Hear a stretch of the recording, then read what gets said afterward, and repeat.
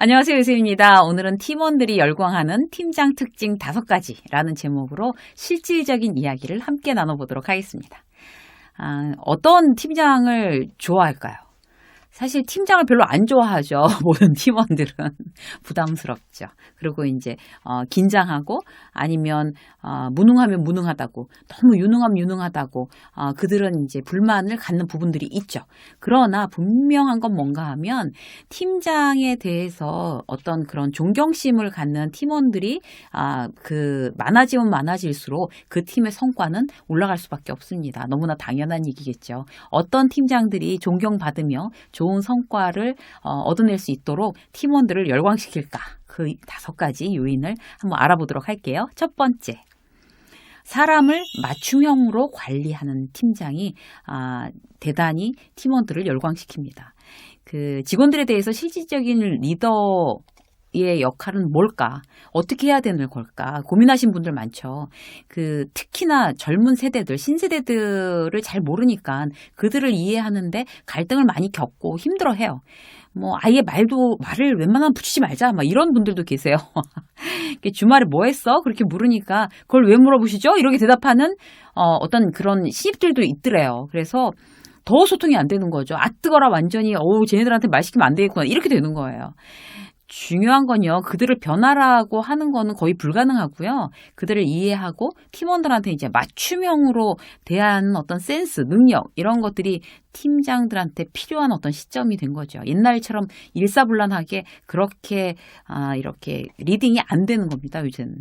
그래서 이제 유능한 팀장, 정말 잘하는 팀장은요, 숫자보다 사람 관리에 집중하는 거예요. 사람을 관리해서 숫자에 대한 결과를 내놓겠다는 거죠.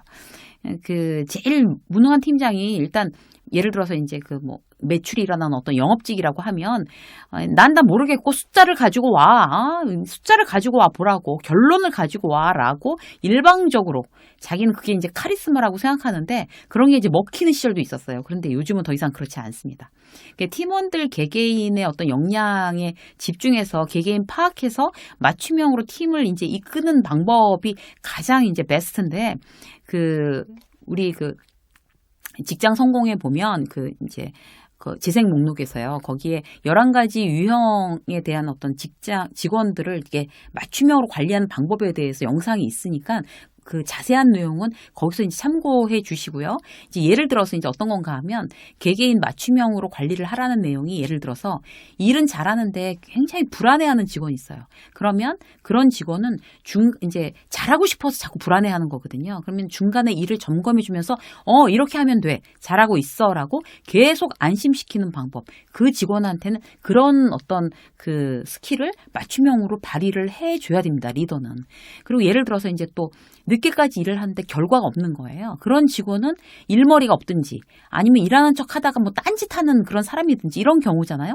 그러면 어떻게 해야 될까요? 왜 그렇게 늦게까지 앉아있고 결과가 없는데 뭐하러 그렇게 야근을 맨날 해? 라고 투덜거려 봐야 그 직원이 나아지지 않아요. 그럼 어떻게 해야 되겠어요?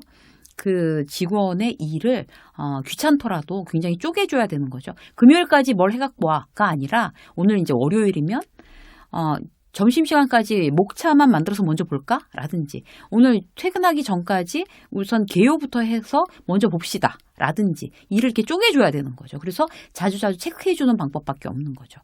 그런 식으로 이제 여러 가지 유형이 이 사람은 일단 그러니까 팀장이 관찰을 할 수밖에 없어요. 이 사람은 어떻게 관리를 해줘야 될까? 이 사람의 특성은 뭘까? 해서 그 사람의 가장 효율적이고 맞는 어떤 맞춤형으로 관리하는 거. 첫 번째였습니다. 두 번째는요, 팀은 공식적이고 오픈형으로 운영하는 거예요. 그러니까 한마디로 이제 투명하게 운영하는 게 굉장히 중요한 거죠. 예를 들어서 이제 업체를 결정하는데, 이제 프레젠테이션도 하고 다 해서 이제 A 업체랑 계약하기로 했어요. 그런데 이제 B로 바뀐 거예요. 그러니까 B로 이제 바뀌는 거는 이제 회사 내부 사정에 이제 여러 가지가 이제 있었던 거죠. 어떤 이해관계에 있어서 그럴 수도 있고 또 뭔가 그 업체에다가 실수를 해서 그걸 감안해서 그냥 보상 차원에서 이번에 그냥 수의 계약으로 B 업체에다 그냥 넘겨야 돼. 이럴 수도 있고 여러 가지 원인이 있는데 이제 이걸 갖다가 얘기를 팀장이 얘기 안 하고 그냥 B 업체로 해. 자세한 건 묻지 마. 이렇게 하면 기본적으로 어떤 팀원들은 인정하지 않습니다. 그런 상황에 대해서.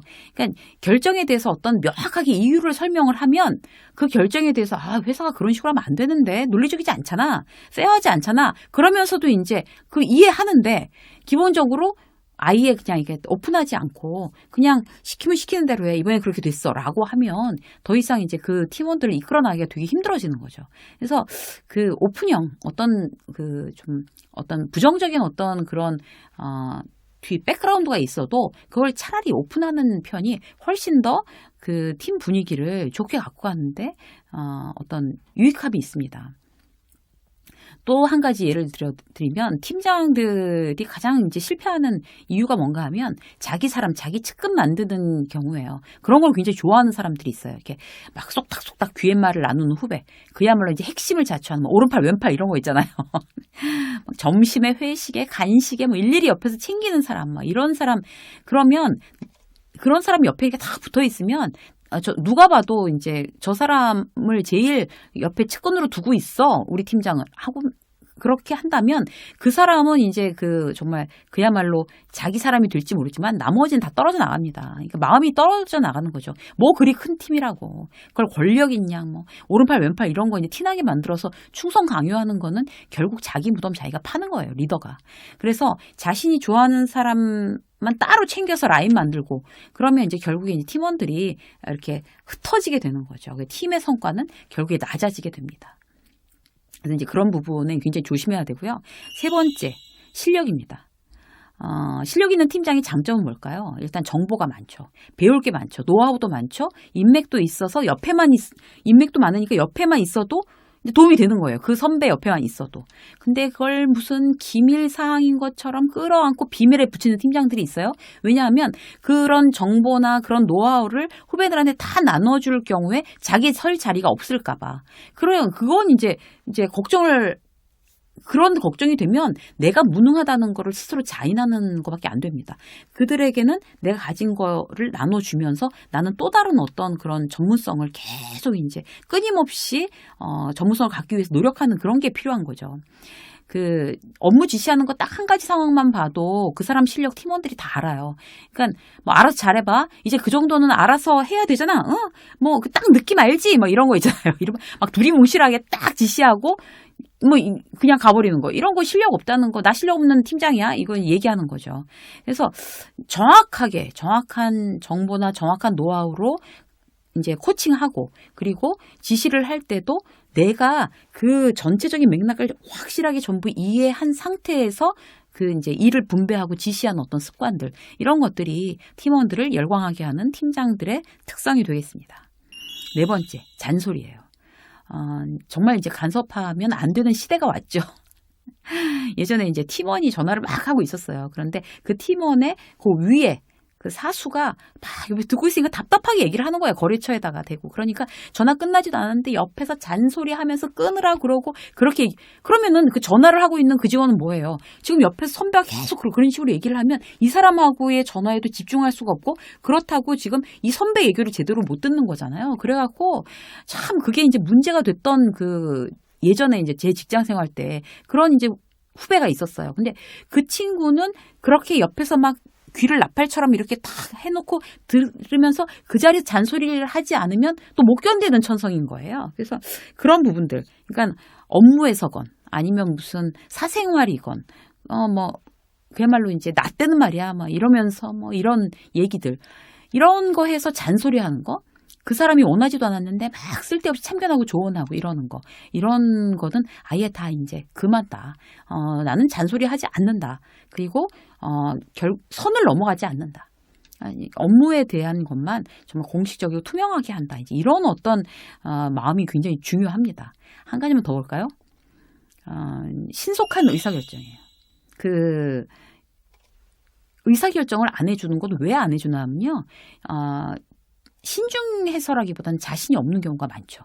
이 결정을 그걸 해야 되는데 그게 자신이 없는 거예요. 그럼 이제 계속 미루는 거죠. 근데 미룬다고 해서 더 좋은 결정이 날까요? 그렇지 않거든요. 그런데 또 이제 어떤 경우가 하면 후배 시간을 자기 시간만큼 중요하게 여기지 않는 팀장들도 자꾸 미뤄요. 후배들은 홀드돼 있는 거잖아요. 이제 내가 결정해 줄 때까지. 그래서 결정을 자꾸 미루면 기다리는 사람이 반감이 당연히 듭니다. 자기 시간도 손해보고 에너지도 손해보니까. 그래서 신속한 결정. 그러려면 이제 본인이 실력이 있어야 되고 본인이 많이 고민해야 되고 이제 이런 부분이겠죠. 아주 빠른 결정, 그런 신속함이 어떤 생명이라고 할 수 있습니다. 결정에 있어서는. 자, 오늘 이제 여러분들과 함께 팀원들이 열광하는 팀장 특징 5가지 아주 이제 기초적인 것을 다시 알아봤는데 기초적인 게 사실 제일 중요합니다. 기본으로 돌아가자라는 말이 어떤 그 리더한테처럼 정확하게 들어맞는 케이스는 없는 것 같아요. 5가지 이 기본기를 다시 한번 점검하셔서 존경받는, 그래서 팀의 성과를 잘 내는, 팀원들이 열광하는 그런 리더들이 되시기를 응원하겠습니다. 유세민의 직장 수업 오늘 여기까지 하겠습니다. 고맙습니다.